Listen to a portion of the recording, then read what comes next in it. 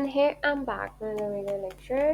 और आप लोगों को अगर कोई चीज़ ऐसी है जो समझ नहीं आती है, बेशक आप कमेंट सेक्शन में बता सकते हो, इंस्टाग्राम में या फेसबुक ग्रुप में जाके आप पूछ सकते हो।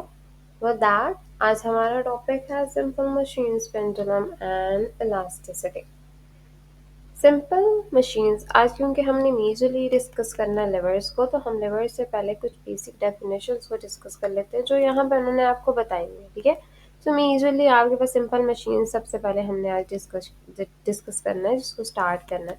सिंपल मशीन या आप मशीन जो इसको कहते हो, एक ऐसी मशीन जो तरह हेल्प करता है आपके पास फोर्स को अप्लाई करने में, और विद दैट कि हम जो रेजिस्टेंस हमें किसी भी चीज़ में मिल रहा है उसको ओवरकम कर सकें। ठीक है, एफर्ट को रिड्यूस कर सकें, मतलब जो फोर्स उस पर लग रही थी, ठीक है, और उसको जितना हो सकता है हम कन्वीनियंट बना सके ताकि वो हम अप्लाई कर सकें। ठीक है, सो मेजरली एक मशीन का काम क्या है कि वो अप्लाई करती है एक ऐसी फोर्स जो किसी भी रेजिस्टेंस के ऑपोजिट डायरेक्शन में होती है, या आप कह सकते हो किसी भी रेजिस्टेंस को ओवरकम करने के लिए या उसको ख़त्म करने के लिए होती है, या उस और जो हम एफर्ट लगा रहे हैं, ठीक है, वो भी एक फोर्स होती है जो हम एफर्ट लगा रहे हैं उसको रिड्यूस करने के लिए और जितना हो सकता है उतना कन्वीनियंट करने के लिए, ताकि वो इजीली अप्लाई हो सके किसी भी जगह पे।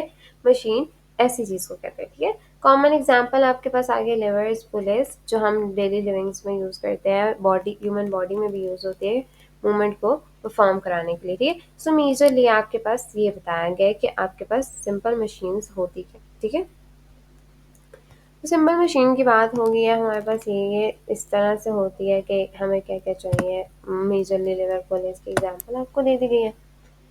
लिवर्स, हमारे पास लिवर्स आज का बहुत एक इम्पॉर्टेंट टॉपिक है। ठीक है, और लिवर की सारी बेसिक्स अगर मैं आपको बताऊं तो एक रिजिड बार है। ठीक है, एक रिजिड बार है, ठीक है, जिसमें हम तीन चीज़ों को डिस्कस करते हैं।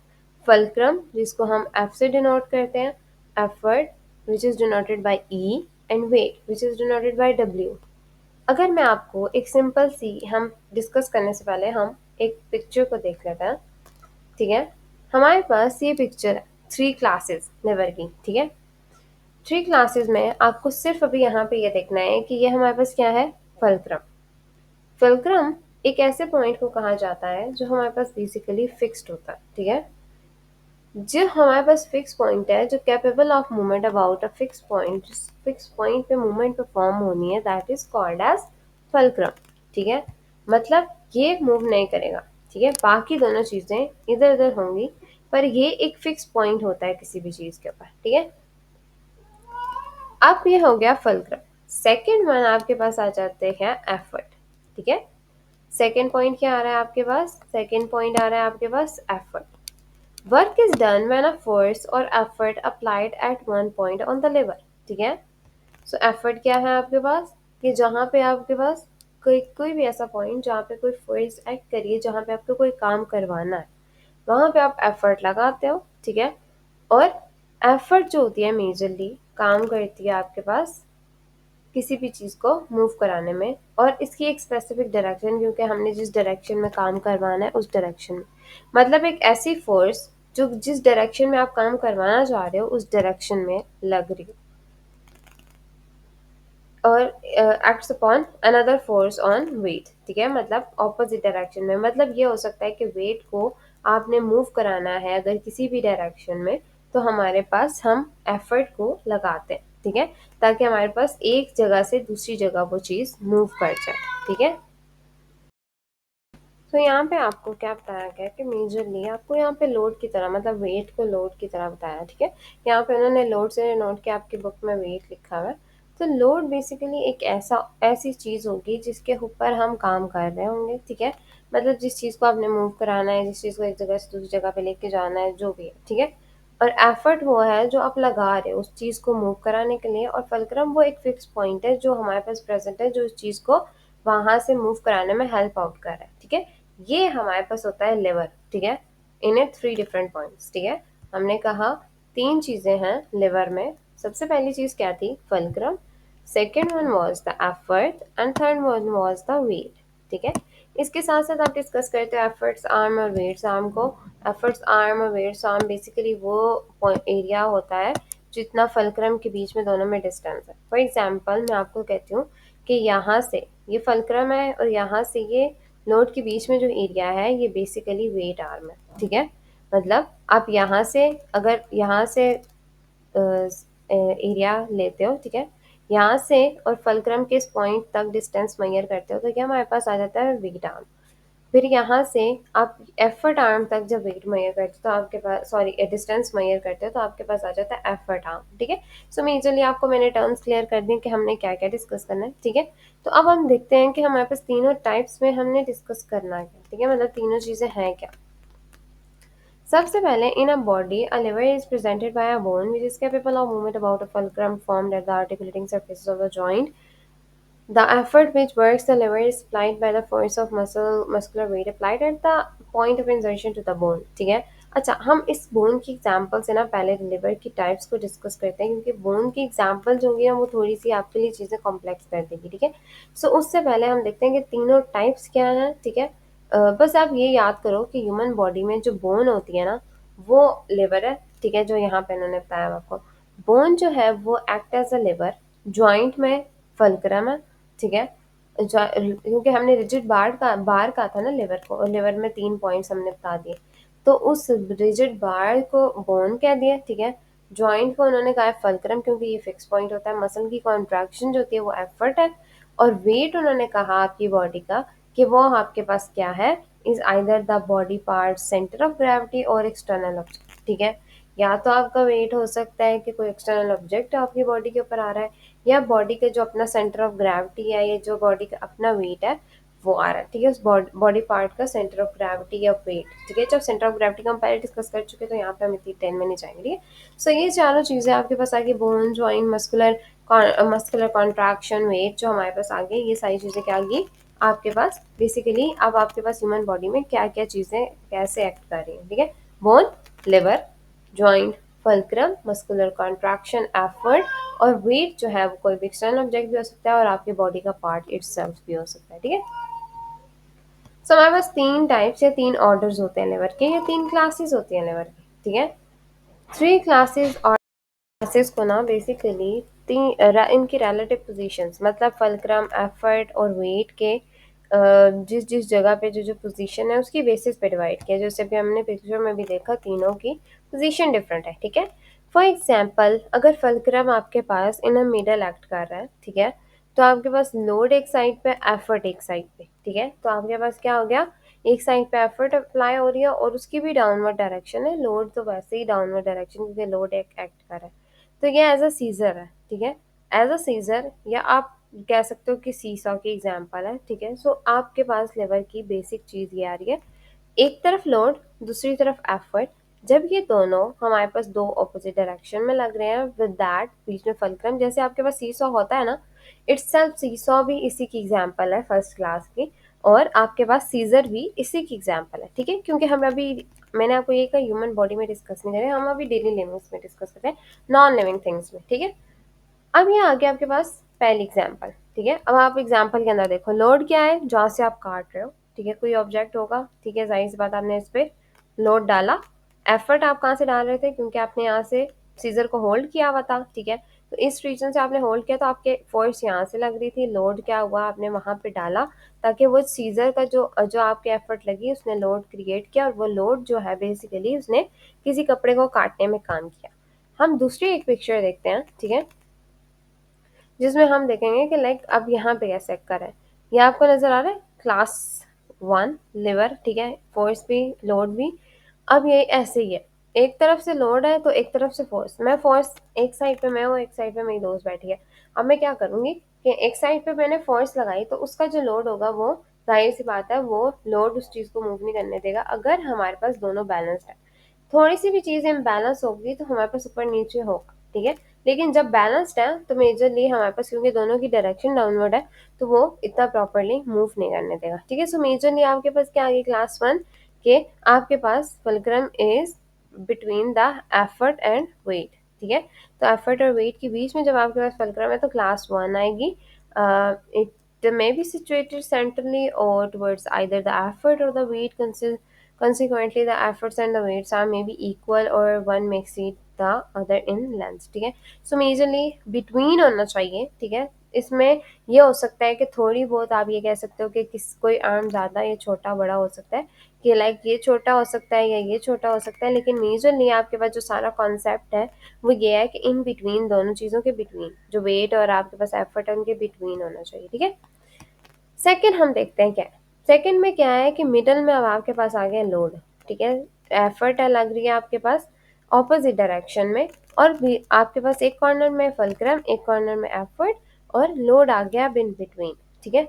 सो इसका मतलब हमारे पास यहाँ पे जो डेफिनेशन आपकी बुक में होगी वो ये कह रही होगी weight is between the fulcrum and the effort, ठीक है।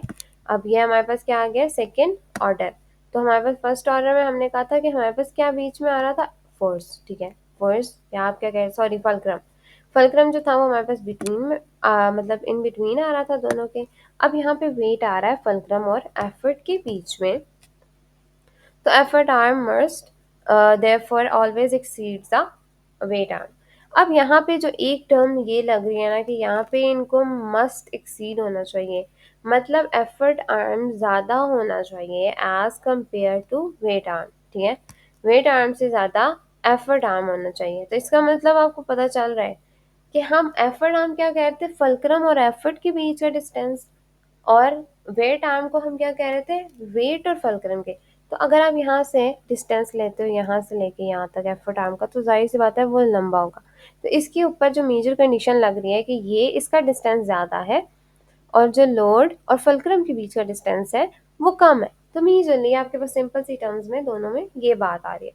तो अगर आप यहाँ पे देखो इसकी एग्जाम्पल, आपने लोड रखा, ठीक है, आप इसको मूव करा रहे हो, ठीक है। ये बेसिकली आपको पता है हमारे पास क्या होती है, व्हील कार्ट भी इसको बोलते हैं, व्हील बोरोअर भी बोलते हैं, इसको डिफरेंट टर्म्स यूज की जाती है, ठीक है। सो हमारे पास इसमें क्या है कि हमारे पास हमेशा ऑलवेज एफर्ट आर्म जो होगा वो बड़ा होगा एज हमारे पास जो लोड आर्म है या वेट आर्म है, ठीक है। सो आपके पास यहाँ पे एफर्ट लग रही है, ठीक है। एक कॉर्नर पे क्या लूँगा, फलक्रन जो था वो बिल्कुल बेसिकली अटैच हुआ हुआ है व्हील्स, जिनको व्हील्स कहा है उनको fulcrum as a fulcrum act कर रहे हैं, ठीक है। और लोड आपके पास क्या है, जो आपने ऊपर कोई भी वेट रखा हुआ है, कोई भी चीज़ हो सकती है, फ्रूट्स की बास्केट हो सकती है, कुछ भी। एंड विद दैट आपके पास जो एफर्ट है वो आप लगा रहे हो उसको अपनी तरफ पुल करने के लिए, ठीक है। सो मेजरली व्हील बोरोअर, या आप इसको इस तरीके से, या ऐसा एज अ शॉपिंग कार्ट भी ले सकते हो, जो आपके पास शॉपिंग कार्ट होता है ना, वो भी आप कह सकते हो act as a second class करता है, ठीक है। या आपके पास क्या होगी, second class. Third class basically थोड़ा सा उसी का ऑपोजिट है, ठीक है। लोड, लोड क्या कह रहा है आपको, ठीक है। अब यहाँ पे एफर्ट हमने कहा ऑपोजिट डायरेक्शन में थोड़ी सी, क्योंकि हम यहाँ पे एफर्ट जो थी ना, जब हम सीजर को पकड़ते हैं और उसमें फिंगर डालते हैं तो दोनों को एक दूसरे के करीब लेके जाते हैं, तो इसका मतलब हम वहाँ पे नीचे वाली या डाउनवर्ड डायरेक्शन में, लेकिन यहाँ पे एफर्ट हम ऊपर की तरफ लेके जाते हैं ताकि हमारे पास हम उसको पुल कर सकें या खींच सकें, ठीक है। सो मेजरली आपके पास एफर्ट अपनी तरफ लग रहे होते तो ऊपर की तरफ लग रहे थे, ठीक है। इसकी सिंपल सी ये चीज़ है। अच्छा, सेकेंड क्लास होगी तो थर्ड क्लास में क्या होगा, थर्ड क्लास स्लाइटली, और जाहिर सी बात है सबसे पहले फलक्रम मिड में आया फिर वेट आया, तो अब एफर्ट मिड में आ जाएगी। तो जब एफर्ट मिड में आएगी तो हमारे पास लोड एक कॉर्नर में, फलक्रम एक कॉर्नर में, तो फलक्रम और लोड के बीच का डिस्टेंस ज़्यादा हो जाएगा और फलक्रम और एफर्ट आर्म के बीच का डिस्टेंस कम हो जाएगा। तो मेजरली आपको बस यही चीज़ मेजर याद रखनी है, ठीक है।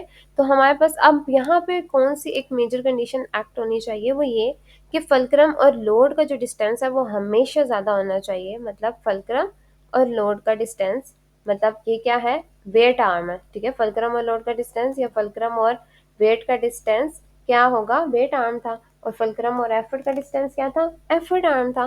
तो हमारे पास इन दोनों के बीच का डिस्टेंस क्या होना चाहिए, मेजरली आपके पास ज़्यादा होना चाहिए। फलक्रम और वेट का या लोड का डिस्टेंस आपके पास हमेशा ज़्यादा होना चाहिए एफर्ट आर्म से, ठीक है। So weight arm always exceeds to the from the effort arm, ठीक है। मेजरली आपके पास ये चीज़ आ रही है।